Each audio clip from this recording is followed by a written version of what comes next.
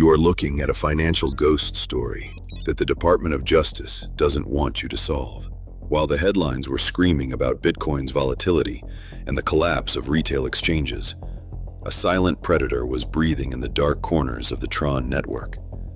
It goes by the name A7. It isn't just a currency. It's a structural bypass of the entire Western financial order. A digital phantom designed to make the US dollar's dominance irrelevant. Imagine moving $20 billion without a single ping on a Swift server. No compliance officers, no paper trail, no way to stop the bleed. The epicenter of this seismic shift isn't a basement in Silicon Valley, but the shimmering, cold glass of the Federation Tower in Moscow.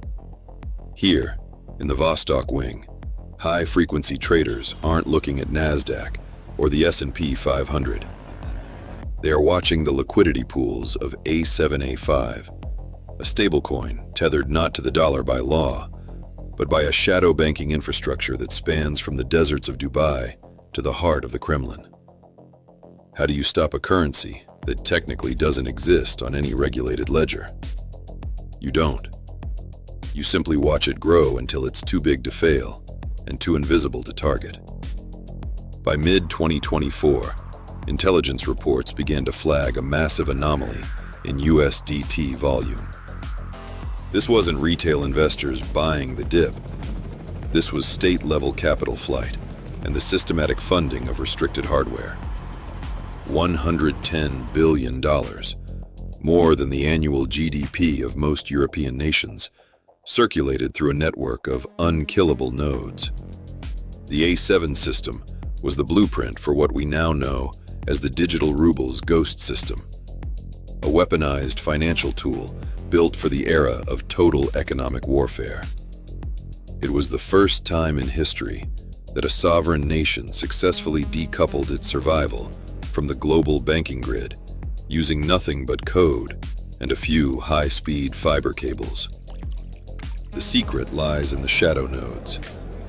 These are not public servers, but private, encrypted clusters hidden within state-owned data centers. They validate A7 transactions outside the reach of Chainalysis or Elliptic.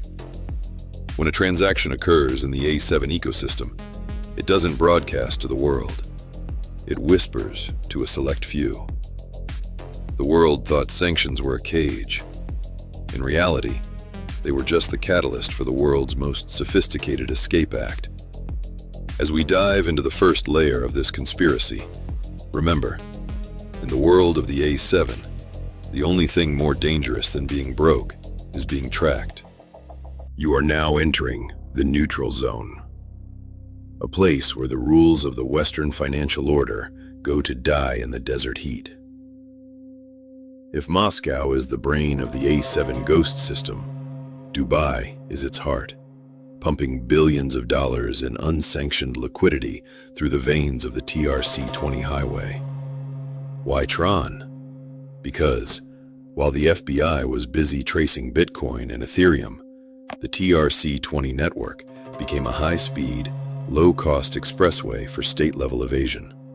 It's fast, it's cheap, and in the right jurisdictions, it's completely untouchable. The A7A5 token isn't just a digital asset here. It's a key that unlocks the world's most sophisticated laundromat.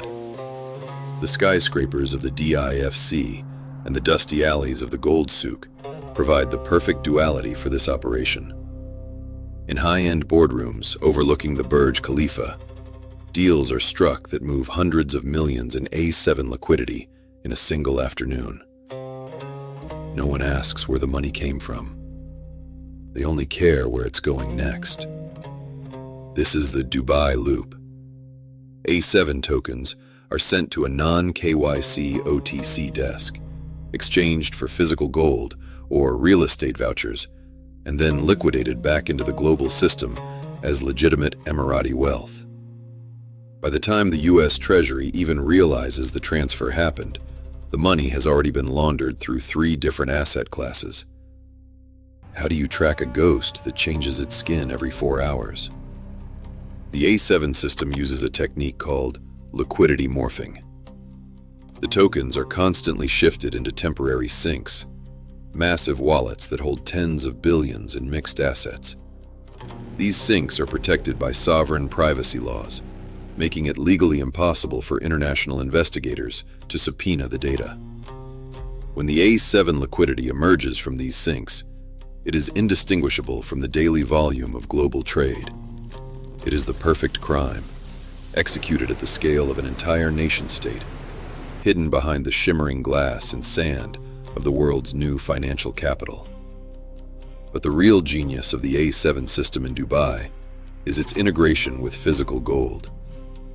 We've discovered reports of shadow mints, where A7 tokens are directly collateralized by physical bullion stored in private vaults deep beneath the desert.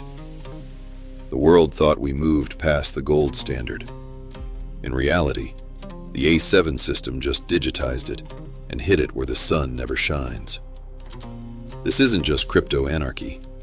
It's the birth of a new parallel reality, where the US dollar is an optional relic. As the TRC-20 highway continues to expand, the question isn't if the system will fail, but how much of the old world it will swallow before it's finished. You are witnessing the death of financial transparency as we know it. The A7 system was never just a temporary fix for a sanctioned nation. It was a prototype for a post-dollar world. What happens when the world's most powerful intelligence agencies can no longer see where the money is? You get the A7 shadow ascension. We are moving past the laundromat phase and into something much more permanent. A sovereign, encrypted financial rail that operates outside the reach of any court, any government, and any regulator on the planet. The final piece of the puzzle fell into place when the A7 ghost system merged with the state's digital currency architecture. This wasn't a collision. It was a marriage of convenience. By using the A7-A5 ledger as a dark bridge, capital can move from a sanctioned bank in St. Petersburg to a manufacturing hub in Shenzen in less than 3 seconds, with zero footprint on the SWIFT network. It is the ultimate end run around the choke point strategy. The US Treasury isn't just losing the battle. They are being removed from the battlefield entirely. Look closely at the data. By early 2026, the volume of the A7 ghost economy began to rival the official GDP of mid-sized G20 nations. We aren't talking about shadow money anymore. We are talking about the foundation of a new global order. The dark nodes are now everywhere, hidden in the server rooms of state-owned enterprises from Pretoria to Brasilia. They validate transactions in a private consensus, a digital circle of trust where the only requirement for entry is the rejection of Western financial oversight. It is a silent revolution, coded in hexadecimal and fueled by the desperation of the sanctioned. The experts told us that the transparency of the blockchain would be its downfall. They were wrong. The A7 system proved that with enough state-level resources, you can hide a mountain in plain sight. As we close this case study, understand that the $110 billion that vanished was just the down payment.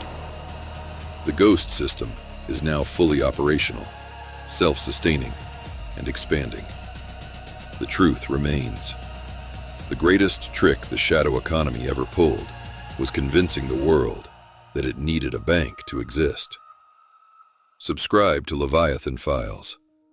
Stay curious, and remember, the truth remains hidden in the nodes they can't see.